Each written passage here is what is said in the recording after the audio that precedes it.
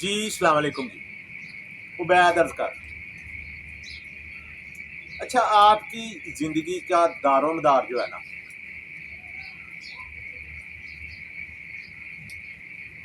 बहुत ज्यादा वो अच्छे साथियों पर। अच्छा साथी तो बीवी होगी, बुरा साथी होगी तो टेंशन बढ़ गई। दोस्तों पर मैं कहता हूँ कि ये ना दौलत से भी बहुत बड़ा इनाम है, अच्छे दोस्त। मैं ज्यादातर ये नहीं समझता हूँ कि वो बंदा नहीं सही है, ये बंदा नहीं सही है। मैं इस तरह की बात करना मतलब भी, क्योंकि अल्लाह ताला कहता है लक़द करमना बनी आदम। तो मैं ये समझता हूँ कि बहरहाल हर इंसान जो है ना वो इज्जत के काबिल है। ये मेरे मतलब ये एक दिमाग में बैठी हुई बात है। मुझे वैसे गुस्सा, वैसे मुंतकम मिजाज में मैं होता नहीं। ये मेरी ज़ाती तौर पे मेरी नेचर मतलब किसी के बारे में बहुत बुरा सोचना, ये मुझसे होता नहीं। इसका मुझे मतलब वैसे है फ़ायदा, पॉजिटिव रहती या शायद ज़रूरत से ज़्यादा। तो किसी मुल्क के बारे में भी बुरा कहना ना मुझे बड़ा अजीब सा लगता है। मैं ये कहता हूँ कि अगर हम तरक्की नहीं कर सकते हैं तो हम किसी को बुरा ना कहें, ये हमारी अपनी ही गलती है। गलती आपकी अल्टीमेटली अपनी है। लेकिन कई दफ़ा इस तरह होता है कि बंदे या मुल्क या हुकूमतें बड़ी कमीनी होती हैं। तो असल में जो कमीना है ना, ये जो हम जुड़े हुए हैं, मतलब हम साथी भी रहे हैं, एक मुल्क में रहे हैं, एक मुल्क से अब दूसरा मुल्क, बल्कि हमारे अबाउलदाद तो उधर से ही आए। फ़र्ज़ करें हम इधर रह रहे हैं ना, तो आप पंजाब में, पाकिस्तान में, तो हमारे अबाउलदाद बहरहाल इंडिया से आए। ये जो इंडिया है ना, ये है बड़ा करीब। अच्छा, ये दुश्मन भी नहीं अच्छा है, ना इसमें वज़ादारी है, ना इसमें आला ज़रफ़ी है, कम सिर्फ ये इंतहा है। इसकी वजह क्या है? इनका कुछ मजहबी बैकग्राउंड भी ऐसा है, इनका कुछ मजहब वो भी ऐसा है, कुछ जात पात, ये अजीब से मतलब ये लोग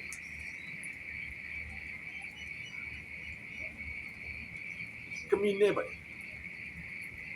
ना ये दुश्मन अच्छे, ना ये दोस्त अच्छे, ना इनमें आला ज़रफ़ी है, ना इनमें वक़ार है, ना ये मोहब्बत कर सकते हैं, तो ना ये नफ़रत कर सकते। तो हमारा एक दोस्त मुल्क ये ना बात समझ नहीं रहा था। वो कह रहा था नहीं ये हमारे दोस्त हैं, ये हमारे तलक वाले हैं, ये इस तरह। अच्छा, पाकिस्तान जो है ना, ये जैसा मर्जी मुल्क है, ये किसी के साथ कमीनगी से पेश नहीं आता। ये मेरा ख्याल है, ये बड़ी बहुत बड़ी बात है। अच्छा, ईरान जो है ना, वो हमें बैक पे कर रहा था, तो इनसे दोस्ती की पींगे बढ़ा रहा था इंडिया से। अच्छा, इंडिया ने ना इनको तबाह बर्बाद कर दिया, थोबा लगा दिया। ईरान ईरान का ये जितना नुकसान हुआ है, इसके जो फौजी मरे हैं, जर्नैल चुन चुन के, साइंसदान मरे, सियासतदान मरे, इनके घरों पे जो हमले हुए, ये सब इंडिया की वजह से। इंडिया की राह ने जो इनकी वो है इंटेलिजेंस, इसने क्या किया, इन्होंने चार बार दिया उनको। ईरान ईरान बड़ा ना दोस्त बना हुआ। अच्छा, कुछ आपके स्टेट्स होते हैं, हमारा ये हो सकता है मसला जी, हम मतलब सुन्नी है वो चीज़ है, लेकिन यार ये ना थोड़ा सा होता है। ये आप जब इस लेवल पे जाके मुल्कों पे, हुकूमत पे, फिर आप ये नहीं सोचते, क्योंकि किसी ना किसी दर्जे में नज़रियाती तौर पे या अकायद की रूह से आपको एक होना पड़ता है। ये बड़ी अहम बात है, نظریات کی روح سے، عقائد کی روح سے آپ کو کچھ نہ کچھ کرنا پڑتا ہے، ایک ہونا پڑتا ہے، آپ کو ڈیسیژن لینا پڑتا ہے، آپ کو ایک طرف ہونا پڑتا ہے، یہ منافقت کی پالیسی نہیں چلتی۔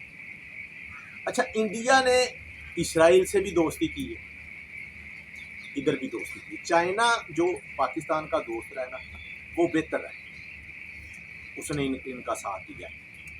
اب انڈیا چیخ چیخ کر وہ کریڈیبلٹی جو جیت کی ہے پاکستان کی وہ دے ہی نہیں رہا، وہ کہتا ہے جی وہ سارا کام نا چین کا ہے یا ترکی کا، ترکیہ کا ان کا کام ہے، پاکستان تو اتنے جوگے تھے ہی اس قابل ہی۔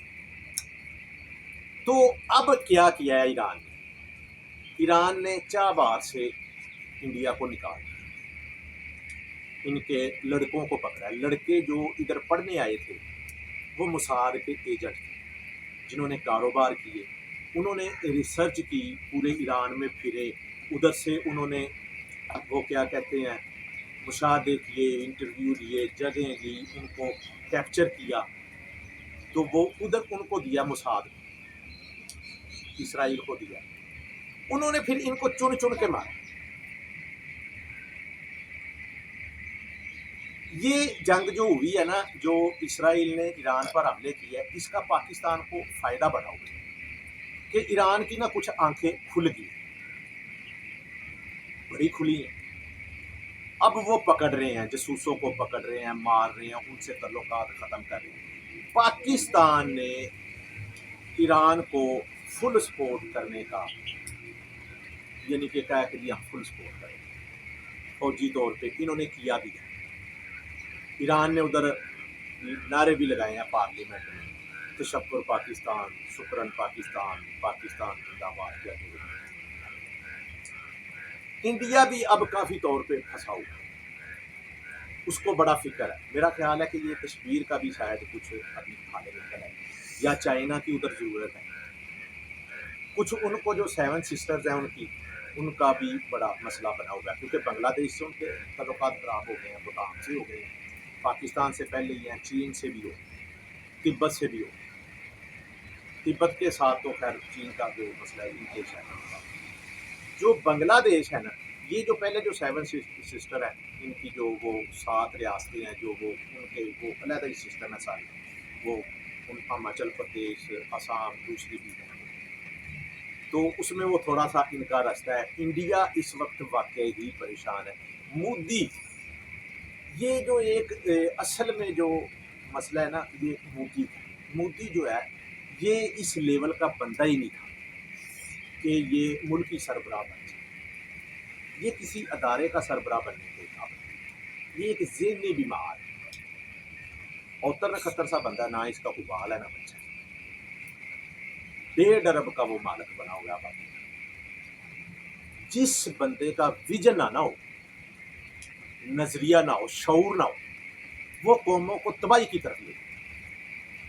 دیکھیں نا، جو لیڈر ہوتے ہیں نا وہ اپنی قوم کا ہی نہیں سوچتے، وہ پوری انسانیت کا سوچتے، ان کی سوچ گلوبلائز ہوتی ہے، آفاقی ہوتی ہے، وہ ہی بہتر لیڈر ثابت ہوتی ہے۔ یہ جو مودی ہے نا، یہ بالکل مطلب یہ آپ اس کو کیا کہیں، میں وہ الفاظ مطلب استعمال کرنا نہیں چاہتا جو اس کے لیے پرفیکٹ ہے۔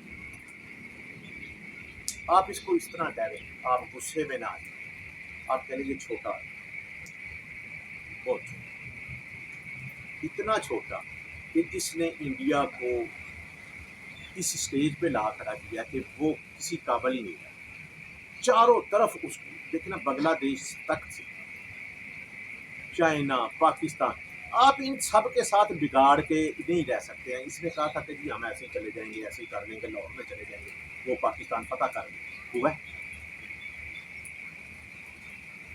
کبھی بھی زندگی میں آپ ایز اے انسان، ایز اے پرسنل، ملک، ادارہ، حکومت، کبھی بھی آپ کو وہ جنگ نہیں چھیڑنی چاہیے جس کا آپ کو جیت کا یقین نہ ہو۔